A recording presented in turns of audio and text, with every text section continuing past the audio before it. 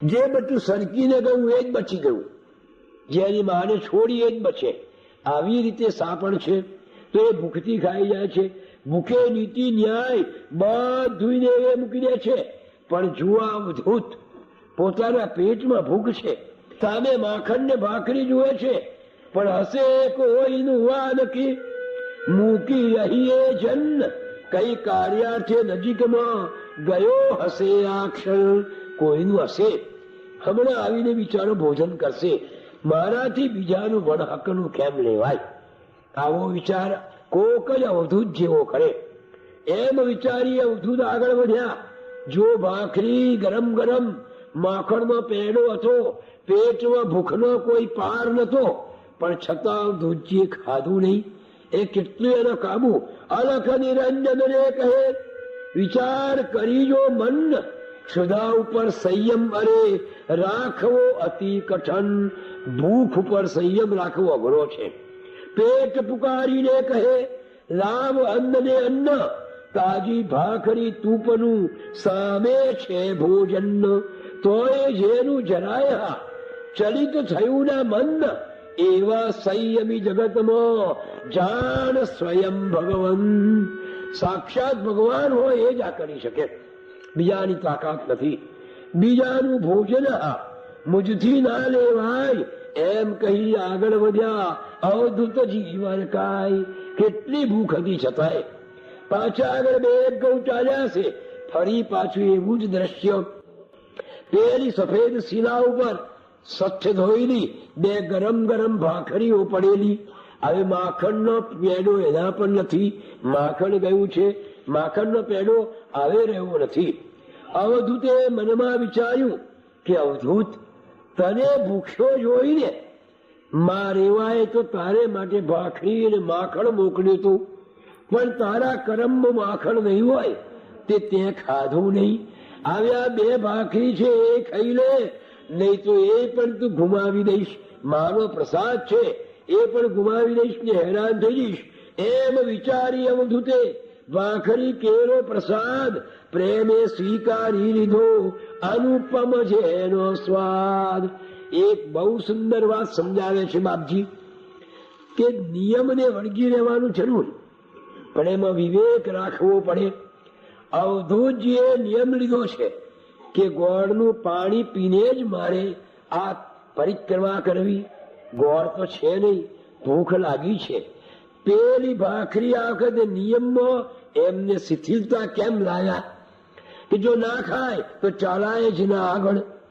એટલે નિયમોમાં પણ વિવેક રાખવો.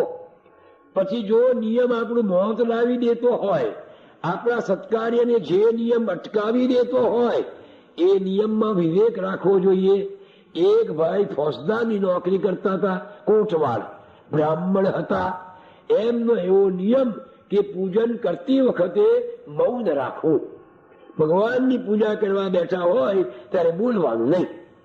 પેલા પૂજા કરી રહ્યા છે એટલામાં સિપાહીઓ એક ચોરને પકડીને લાવ્યા કે સાહેબ આને શું શિક્ષા કરીએ. હવે આ બાજુ પૂજા થાય એટલે બોલાય નહીં. એટલે એમને ઈશારો શું કરી, જનોઈ કાઢી અને જનોઈએ લાલજીને એમ બોધ્યા, લટકાવ્યા લાલજીને ગળે બાંધીને, આચમની લીધી અને લાલજીને પીઠ પર ફેટ ફેટ મારી. પેલા લોકોને કહ્યું આવું કરો. પેલા ચોરને આવી રીતે દોરડું બાંધીને સોટીએ સોટીએ મારો. હવે આ મૌન કેવું કહેવાય ભાઈ એનું?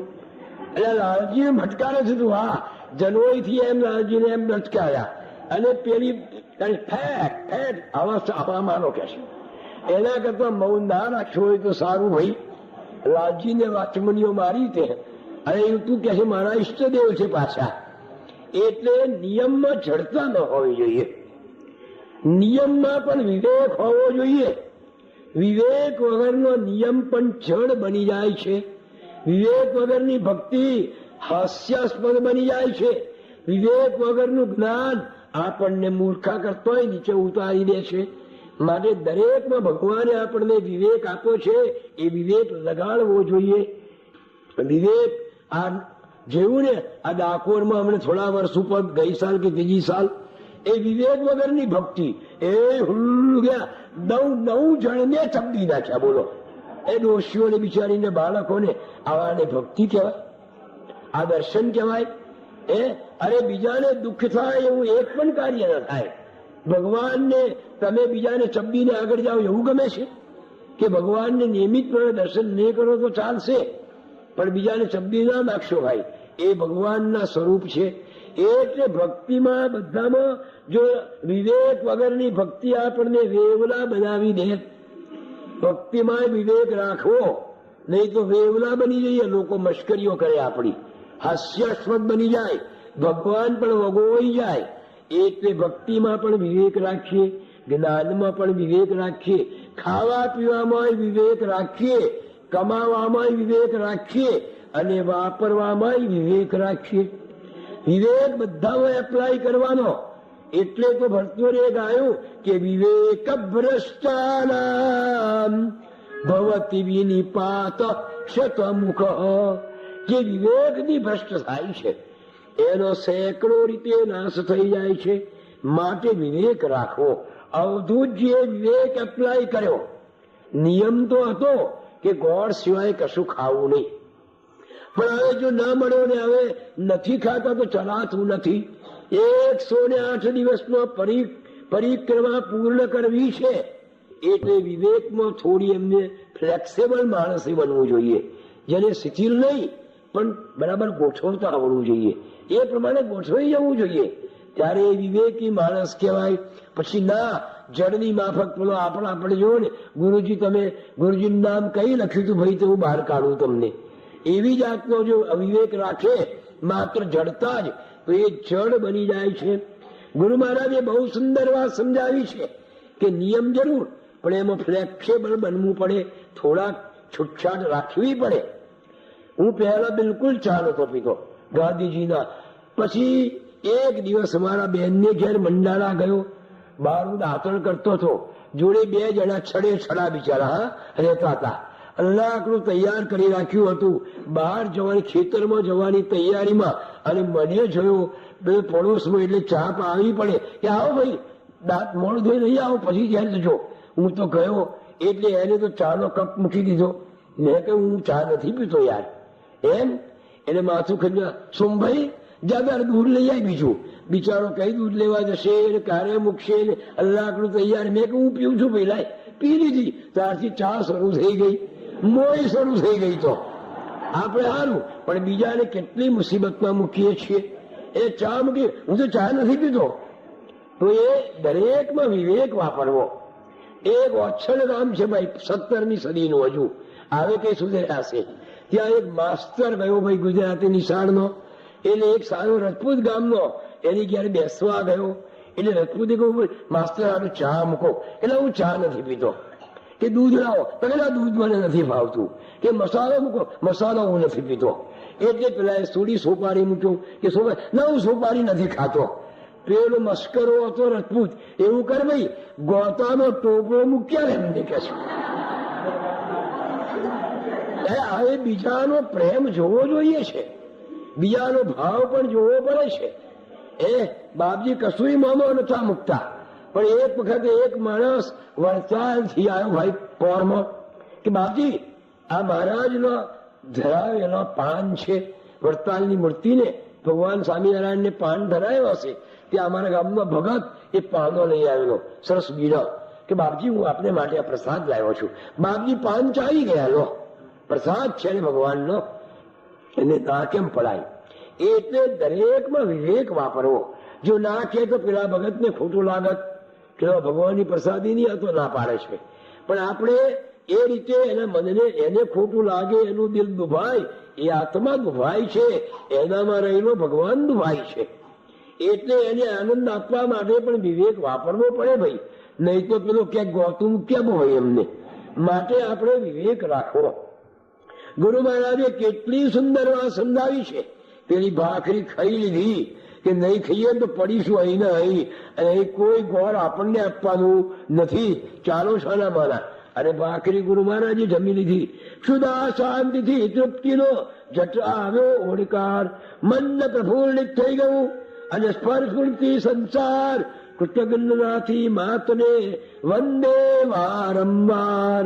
વાહ નર્મદા મૈયા, તમે મારા પર કેટલો બધો ઉપકાર કર્યો છે. એવી રીતે વંદન કરીને અવધૂતજી આગળ ચાલ્યા. એ ગામમાં ચાલતો ચાલતો 6 વાગી ગયા. ગુરુ મહારાજે કહ્યું કે આગળ જઈશ તો અંધારું થશે આવે, એટલે અહીંયા જ મુકામ નાખી દઈએ.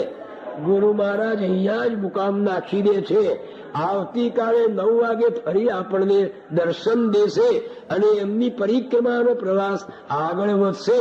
ત્યાં સુધી પ્રેમપૂર્વક અવધૂત ચિંતન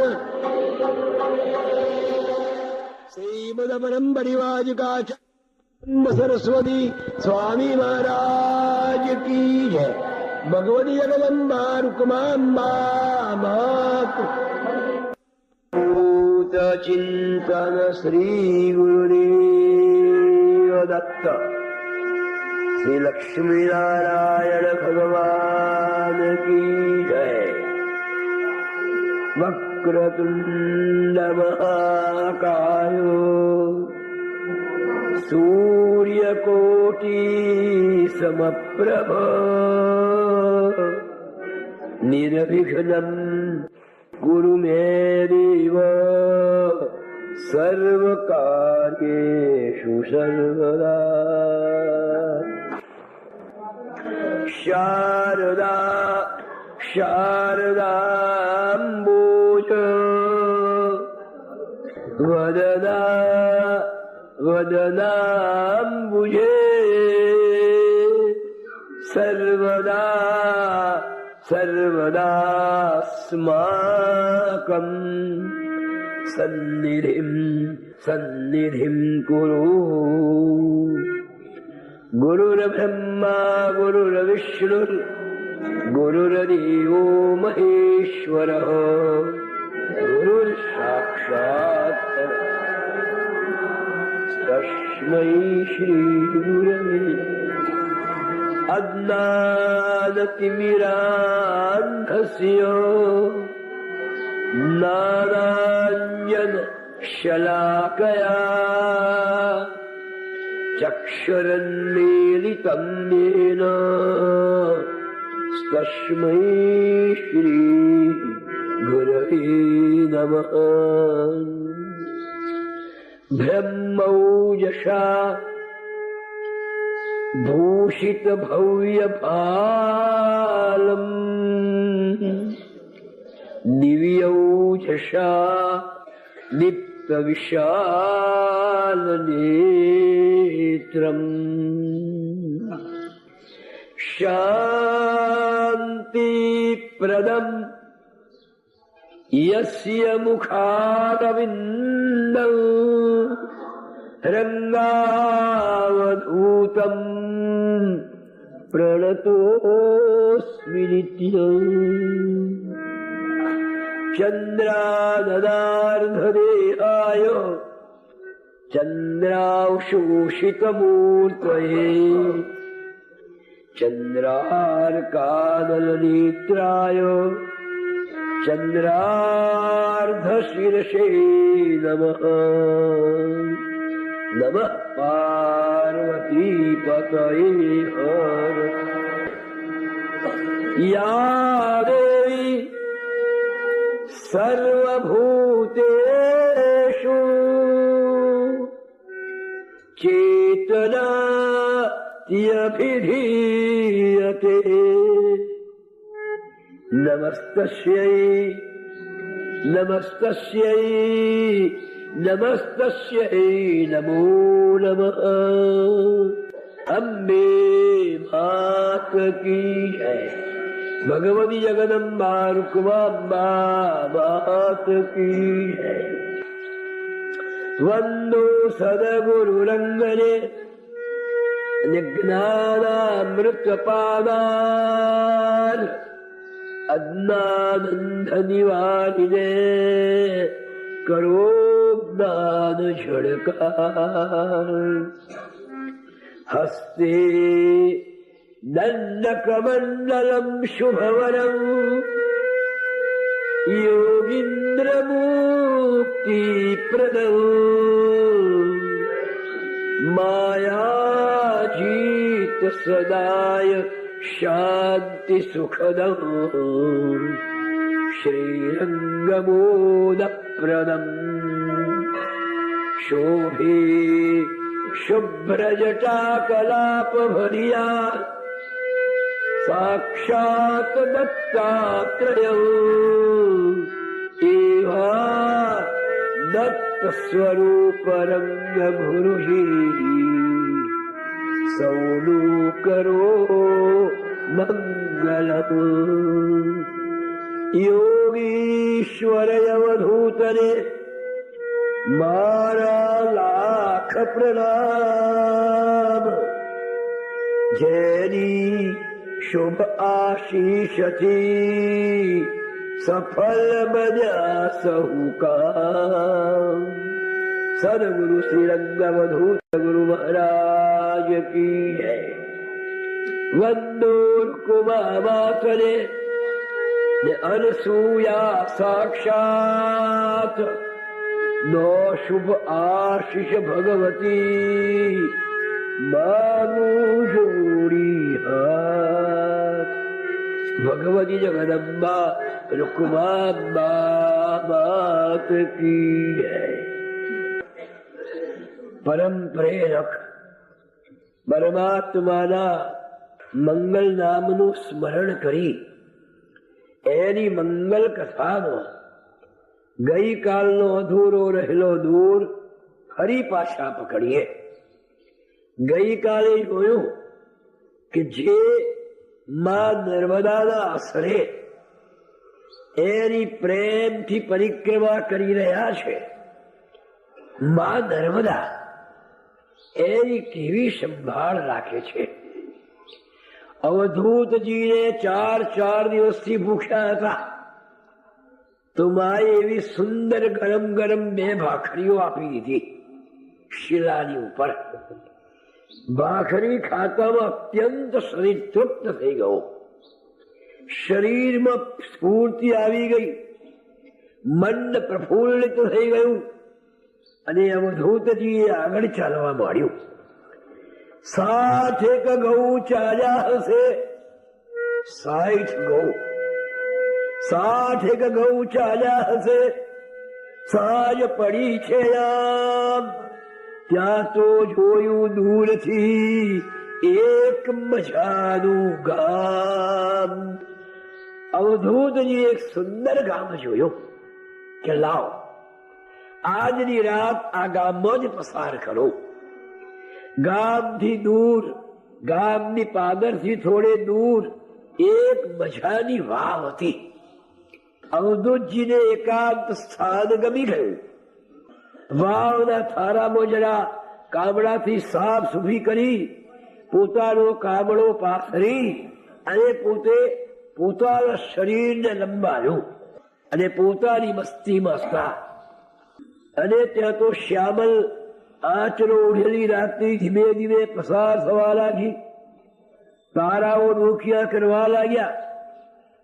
આનંદ થયો. સીમમાંથી શિયાળવાનો કોઈ વાર અવાજ આવે છે.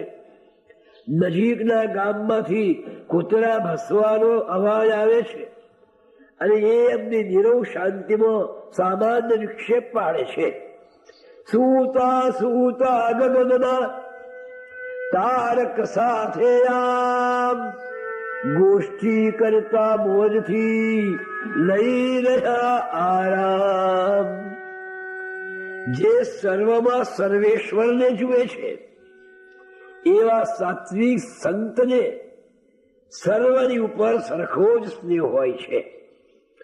વિભાવરી સરતી રહી અને થઈ મધરાત.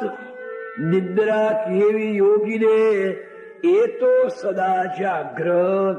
યોગીને નિદ્રા કેવી? જ્યારે જગતની ઊંઘે છે ત્યારે યોગીઓ જાગે છે. હા, એમની રીત અવળી હોય છે. ઘણી વાર પોરમાં બાપજીનો મુકામ હોય અને છેલ્લી અવસ્થામાં જરા શરીર કૃશ થયું હતું એટલે આવી ઠંડીમાં અમે ઘૂંટણ સુધીના મોજા પહેરાવીએ રાત્રે, જયારે સુઈ જાય ત્યારે મોજા પહેરાવીએ ત્યારે એ રમવું જ કરે કે તમે લોકો ઓફિસમાં જાઓ ત્યારે મોજા બૂટ પહેરીને જાઓ, અને અમે બાવા લોકો સુઈ જઈએ ત્યારે મોજા પહેરીએ છીએ. જો અમારી રીત કેવી અવળી છે, આમ રમવું જ કરે અને આનંદ આપે. એટલે ઊંઘની નિદ્રા હોય એમને ઊંઘ કેવી. આવી રીતે ઊંઘની નિદ્રાનો આનંદ લેતા, તારક સાથે ગોષ્ઠી કરતા, તત્વનું ચિંતન કરતા પરમ શાંતિમાં અવધૂતજી પેલા ભાવના થાળામાં સૂતા છે. એ વખતે શું થયું? વાવના ઊડા જલમહી જાણે કોઈએ ભૂસકો માર્યો ધમ્મદઈ, થયો ધમાકો તેમ. વાવના ઊડા પાણીમાં કોઈએ ધમ્મ લઈને ભૂસકો માર્યો, પણ અવધૂતજીની શાંતિમાં વિક્ષેપ ના થયો. એ તો આનંદથી સુઈ રહ્યા. એટલી અંધારી રાતે આવા એકાંતમાં વાવમાં જો ધબકો મારે ને તો આપણી તો છાતીને ધબકારાય બંધ થઈ જાય. પણ આ કેવો ધબકો માર્યો તો એ સુઈ રહ્યા. બીજો ધબકો માર્યો તો એ બાપજી પડ્યા રહ્યા. ત્યાં તો ધમાકો પાણીમાં થયો બીજો, ત્યાં એક જાણે ભૂસકો પાણીમાં માર્યો કોઈ છેક. તોય અવધૂતજી શાંતિથી પડી રહ્યા. એટલે પેલા મલિન તત્વે થોડી થોડી વાર ધવાથીને ભૂસકો મારે, તો ધબાધબ ધબાધબ એમ ભૂસકા મારવા લાગ્યો. એટલે અવધૂતજી મધુર સ્વરે બોલ્યા કે એ ભલા માણસ તો શા માટે ભૂસકા દઈને મને હેરાન કરે છે? તને એકલાને ગમતું ના હોય તો મારી સાથે આવીને બેસ, આપણે બંને સુખ દુઃખની વાતો કરીશું અને પ્રેમથી રાત્રિ પસાર કરીશું. તારા સુખ દુઃખની વાત મને કે, હું તને કહું, કેવો આનંદ આવશે. અને બેઉ જણા આપણે વાતો કરતા રાત્રિ પસાર કરીશું. શા માટે ભાઈ તું કરે આ ખોટો ઉત્પાત? મારી શાંતિ ભંગથી તને શું મળશે તાત? મારી શાંતિનો ભંગ કરવાથી ભાઈ તને શું મળવાનું છે? સુકરા ધબાધબ ધબાધબ પડ્યા કરે છે. અવધૂતજીનો માર્મિક વચન સાંભળ્યો અને પેલું જે મલિન તત્વ હતું, કોઈ પ્રેત હતો, ભૂત હતો, એકદમ શાંત થઈ ગયો.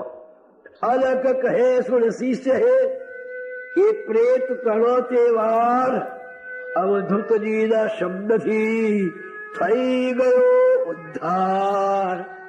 સંતોના શબ્દ ઉદ્ધાર કરી નાખે. હા, બિચારો કોઈ પ્રેતાત્મા દુઃખી થતો હતો, અવધૂતજીના શબ્દો સુન્યા, દર્શન કર્યો, એનો ઉદ્ધાર થઈ ગયો. અવધૂતજી આખી રાત બહુ શાંતિથી પસાર કરી. પ્રાતઃ કાળ થયો, સ્નાન વગેરે પરવારીને અવધૂતજી આગળ ચાલ્યા. 32 ગૌ ચાલ્યા હશે. એટલામાં એક ગામ આવ્યો. અવધૂતજીના શરીરમાં આવે તાવ આવ્યો હતો, જ્વર આવ્યો હતો, પણ એટલે જ્વર વાળા શરીરને જરા આરામ આપવા માટે એ ગામની ધર્મશાળામાં પહોંચી ગયા. અને ત્યાં એક પોલીસ વાળો બેઠેલો. એને પૂછ્યું કે નામ લખાવો, ક્યાંથી આવો છો? બાપજીએ કહ્યું કે ભાઈ હું પરિક્રમાવાસી છું, પરિક્રમામાં નીકળેલો છું, પેલી બાજુથી આવું છું, 2-4 કલાક આરામ કરવા છે, મારા શરીરમાં તાવ છે. તાવ છે એટલે પેલો પોલીસ વાળો ચમક્યો કે તમારા શરીરમાં તાવ છે એટલે મારે ડાક્ટરને ખબર આપવી પડશે, અને ડાક્ટર તમને જ્યાં સુધી રજા ન આપે ત્યાં સુધી તમારાથી આગળ જવાય નહીં. કારણ કે ત્યાં મહામારીનો એટલે પ્લેગનો રોગ ફાટી નીકળ્યો છે. અહીંયાથી જે જાય એને ઇન્જેક્શન લેવું પડે છે, અને તમારા શરીરમાં તાવ છે, કદાચ પ્લેગનો પણ હોય.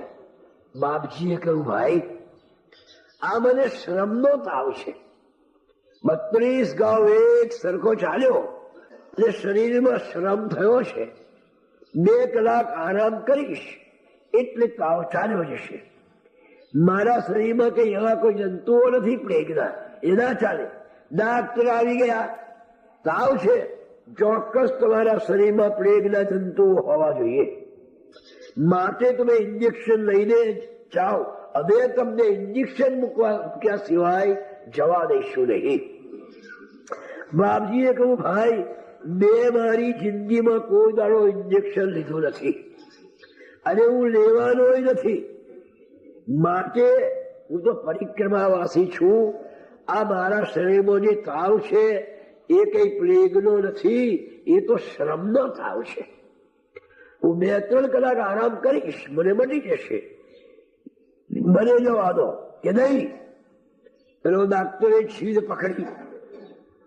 જો આપણે કાલે વાત આવી હતી કે નિયમને પણ જડતાથી વળગી ન રહેવાય, સમય દેશકાળ જોઈને આપણે નિયમમાં ફેરફાર થોડીક જરા છૂટછાટ લેવી પડે. અવધૂતજીનો નિયમ હતો કે પરિક્રમા દરમિયાન કોઈ દિવસ અંગ્રેજી બોલવું નહીં. હવે આ ડાક્ટર છોડે નહીં કે ઇન્જેક્શન આપ્યા સિવાય જવા દઉં જ નહીં, આગળ નહીં પાછા વળો. એટલે નતું બોલવું તો ગુરુ મહારાજને અંગ્રેજી બોલવું પડ્યું. અંગ્રેજીમાં કહ્યું, ડાક્ટર તમારા શરીરમાં પ્લેગના જંતુ નથી એની તમને ખાતરી છે? અને મારા શરીરમાં પ્લેગના જંતુ છે એવું તમે શા પરથી જાણ્યું? એટલે મને ઇન્જેક્શન આપવાનું કહો છો? આવું સ્પષ્ટ અંગ્રેજીમાં બોલ્યા. બોલો, તમારા શરીરમાં નથી એવું કોને કહ્યું? અને મારા શરીરમાં છે એવું પણ કોને કહ્યું? જરા વિવેક રાખો.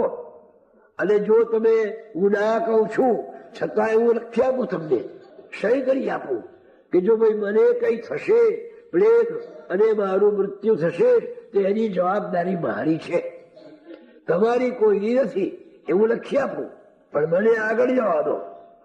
આવું ડાક્ટરને કહું છતાં એ ન માન્યું, એટલે એમને અંગ્રેજીમાં હું કહ્યું પડ્યું. ડાક્ટર તો આંખો ફાડીને જોઈ રહ્યો, કારણ કે બિલકુલ બાવરા હતા, વિચિત્ર જટા, આંખો બિલકુલ બાવરી, વિચિત્ર વેશ અને આવો સામાન્ય વિચિત્ર બાવો, અંગ્રેજીમાં કડકડાટ બોલે. એ જોઈને પેલા ડાક્ટર વિચારમાં પડી ગયો, જો તમારે મને ઇન્જેક્શન આપવું હોય અને તમારી ચીડ છોડવી ન હોય તો તમારો બોસ કોણ છે, તમારા હેડ કોણ છે? મારે એને મળવું પડશે. ડાક્ટર ગભરાયો. હેડને મળીને મારે કેવું છે, આ કાયદો આટલા માટે છે, તમારો કાયદો બરાબર છે કે ભાઈ કોઈનામાં પ્લેગના જંતુ હોય અને પ્લેગ ન પ્રસરે, એ બરાબર છે, પણ કાયદામાં થોડો વિવેક વાપરીએ. વિવેક વગરનો કાયદો પણ માણસને વધારે નુકસાન કરે છે, એટલે કાયદામાં વિવેક જોઈએ. પેલો એક પાઠ આવતો હતો અંગ્રેજીમાં, ઓલ અબાઉટ એ ડોગ. એક કૂતરાએ કેટલું કરી નાખ્યું. લંડનના પરાની આ છેલ્લી બસ હતી, રાતના 11 વાગ્યા છે, બરફ પડી રહ્યો છે, એવી ઠંડી છે, બસ જવાની તૈયારીમાં ખાલી બસ કોણ બેસે? 2-4 પેસેન્જર બેઠેલા. એટલામાં એક બેન વહેલા પોતાની સાથે કૂતરો લઈને પેલી બસમાં બેઠા. કંડક્ટર આવ્યો, ડ્રાઈવર બેસી ગયો. પેલા કંડક્ટરે ઘંટડી મારી અને બસ ચાલવા લાગી. થોડીક ચાલી એટલામાં કંડક્ટરની નજર પેલી બહેન પર પડી અને કૂતરા ઉપર પડી. નિયમ એવો છે કે બસમાં કૂતરાને બેસાડાય નહીં અને એને બસમાં ના લઈ જવાય. કંડક્ટરે ઘંટડી મારી, બસ ઉભી રાખી. પેલા બેનને કહું કે કૂતરો લઈને નીચે ઉતરી આવો. બેને કહ્યું, ભાઈ આ છેલ્લી બસ છે, મારે દૂર પરામાં જવાનું, આવો બરફ પડી રહ્યો છે અને કોઈ પેસેન્જરને વાંધો નથી, કોઈ પેસેન્જર વાંધો ઉઠાવે તો તું મને ઉતારી શકે, પણ પેસેન્જર જ નથી, 2-3 જણ બેઠા છે આખા, અને મને બેસા, મારો કૂતરો કોઈ નુકસાન કરતો નથી, સીટ પર બેસી રહ્યો છે, એની ટિકિટ લઈશ. પણ મહેરબાની કરી મને જવાનું કે નહીં, કાયદો એટલે કાયદો. આ બેસાડ્યો તો કઈ વાંધો નતો. પેલી બેન કે છે હું નથી ઉતરવાની. કંડક્ટર કે છે હું મોટર ચલાવવાનો નથી આગળ. બસ દેવજીમાં 12 વાગી ગયા. એક પછી એક પેસેન્જરો ઉતરી ગયા, 3-4 હતા તે, અને જે કઈ સાધન મળ્યું એ દ્વારા જતા રહ્યા. આખી બસમાં આ બહેન એકલી જ રહી. પેલો કંડક્ટર કહે છે જ્યાં સુધી તમે ઉતરો નહીં, કૂતરાને લઈને નીચે, ત્યાં સુધી હું બસ નહીં ઉપાડું. કે ભાઈ 1 કલાક ખોટી કરી બસ છે. આ લોકો બિચારા બીજા સાધનો લઈને ગયા. એટલી તારામાં વિવેક નથી. નહીં, પેલી ભાઈએ જાણ્યું કે હવે નહીં જાય એટલે બિચારી ઉતરી પડી. એટલે પેલો જે આ લેખક હતા એ બેસી રહેલા અંદર એકલા જ. કંડક્ટર કે જોયું ને, મારો કાયદો એટલે કાયદો. લેખકે કહ્યું કાયદો તારો હાચો, પણ કાયદામાં જો વિવેક ના હોય તો કાયદાનો આત્મા હળી જાય છે. તે કાયદાનું પાલન કર્યું ખર્યું, પણ કાયદાનો જે સ્પિરિટ હતો, જે આત્મા હતો, એનો તે નાશ કરી નાખ્યો. હા, મને કાયદામાં વિવેક જોઈએ. બસમાં 50 માણસ બેસવાનો કાયદો હોય અને રસ્તામાં બિચારો કોઈ બાદો અથવા એક્સિડન્ટથી